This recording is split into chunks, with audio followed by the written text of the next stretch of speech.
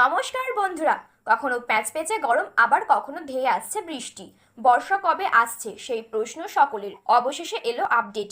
কি বলছে আবহাওয়া দফতর জানিয়ে দেব বিস্তারিত ভিডিওতে। তাই অবশ্যই ভিডিওটি শেষ পর্যন্ত মনোযোগ সহকারে দেখবেন এবং চ্যানেলটি সাবস্ক্রাইব করে পাশে থাকা বেল বাটনটি অল করে রেখে দেবেন। তাহলে চলুন ভিডিওটি শুরু করা যাক। কিছুদিন আগেই রিমালের দৌলতে ঝড় বৃষ্টির মুখে পড়ে বাংলা। তবে ঝড় বৃষ্টি মিটলেও গরম আর পিছু ছাড়ছে না। সবার জিজ্ঞাসা কবে আসছে বর্ষা। বুধবার কেন্দ্রীয় আবহাওয়া বিজ্ঞান মন্ত্রকের ডিডিজিএম পূর্বাঞ্চল সোমনাথ দত্ত জানালেন কবে বর্ষা আসার সম্ভাবনা। তিনি বলেন, বুধবার দক্ষিণের কিছু জেলায় বিক্ষিপ্তভাবে বৃষ্টির সম্ভাবনা আছে ঠিক, তবে এই দুর্বিষহ ঘর্মান্তক পরিস্থিতির মোকাবিলা তা পর্যাপ্ত নাও হতে পারে।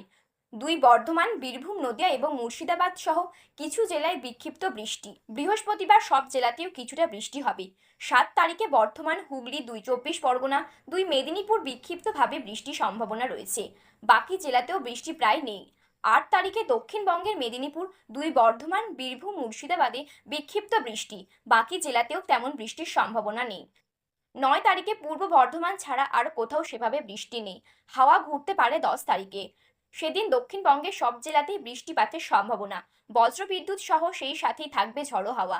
দক্ষিণে উষ্ণ এবং আর্দ্র আবহাওয়ার সম্ভাবনা রয়েছে, বিশেষ করে পুরুলিয়া, বাঁকুড়া, পূর্ব মেদিনীপুর এবং পশ্চিম বর্ধমান এই জেলাগুলিতে। সতর্কবার্তা দেওয়া হয়েছে অকারণে বাইরে না যাওয়া এবং পর্যাপ্ত জল পানির। 13ই জুনের আগে মৌসুমী বায়ু দক্ষিণবঙ্গের প্রবেশের কোনো আশা নেই, জানালেন কেন্দ্রীয় আবহাওয়া বিজ্ঞান মন্ত্রকের ডিডিজিএম পূর্বাঞ্চল। শুধু দক্ষিণবঙ্গে নয়, জানালেন কেমন থাকবে উত্তরবঙ্গের আবহাওয়া। উত্তরবঙ্গের ওপরের 5 জেলায় মাঝারি বৃষ্টি, বাকি জেলাগুলিতে হালকা বৃষ্টির সম্ভাবনা। এই বৃষ্টির মৌসুমী বায়ু অর্থাৎ বর্ষার বৃষ্টি। 6 তারিখ এই রকম পরিস্থিতি থাকবে। 7 তারিখ ওপরের 5 জেলায় কিছুটা বেশি বৃষ্টি পাবে। 9, 10 এবং 11 তারিখ কিছুটা বেশি বৃষ্টি পাবে উত্তরবঙ্গের জেলা। তো এই ছিল আজকের আবহাওয়ার খবর। এই রকম আবহাওয়ার গুরুত্বপূর্ণ খবর সবার প্রথমে পেতে হলে এই চ্যানেলটি সাবস্ক্রাইব করে পাশে থাকা বেল বাটনটি অল করে রেখে দেবেন।